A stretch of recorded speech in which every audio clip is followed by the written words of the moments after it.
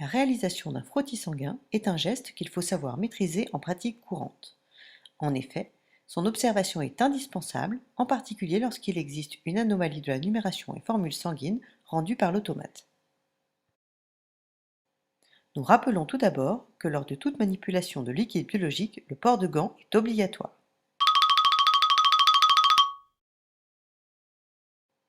Avant la réalisation du frottis sanguin, il faut identifier sa lame.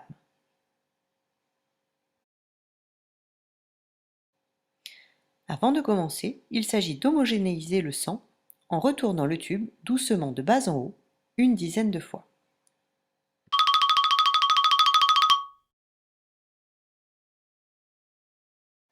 Après avoir étalé une feuille d'essuie-tout pour travailler proprement, munissez-vous d'une lame à bord rodé. Déposez une petite goutte de sang à 1 cm de l'extrémité du bord dépoli à l'aide de la pipette jetable. Faites glisser la lame rodée, inclinée de 45 degrés, vers la goutte de sang jusqu'à la toucher. Laissez s'étaler la goutte de sang le long du bord de la lame rodée, 1 à 2 secondes maximum.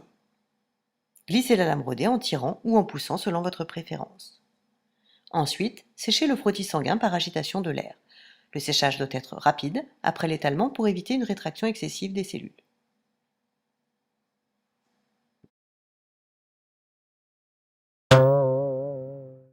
Deux méthodes sont possibles pour réaliser un frottis sanguin, soit en poussant la goutte, soit au contraire en la tirant.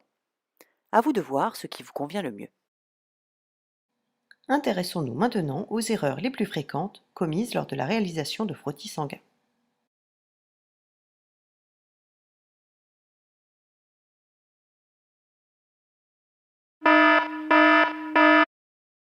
Le tube de sang doit toujours être soigneusement homogénéisé avant la réalisation du frottis sanguin. L'une des erreurs les plus fréquentes est de déposer une goutte de sang trop grosse.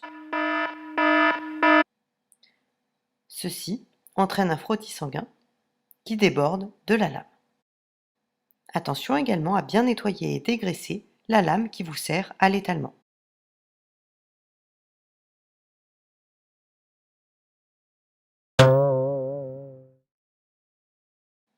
Revoyons maintenant les différentes étapes à la bonne réalisation d'un frottis sanguin. Identifier sa lame. Bien homogénéiser son tube. Déposez ensuite une petite goutte de sang sur la lame. Faites glisser la lame rodée inclinée à 45 degrés vers la goutte de sang jusqu'à la toucher. Laissez s'étaler la goutte de sang 1 à 2 secondes maximum et ensuite glissez la lame rodée en tirant ou en poussant. Séchez le frottis sanguin par agitation de l'air et le tour est joué. Nous vous remercions pour votre attention.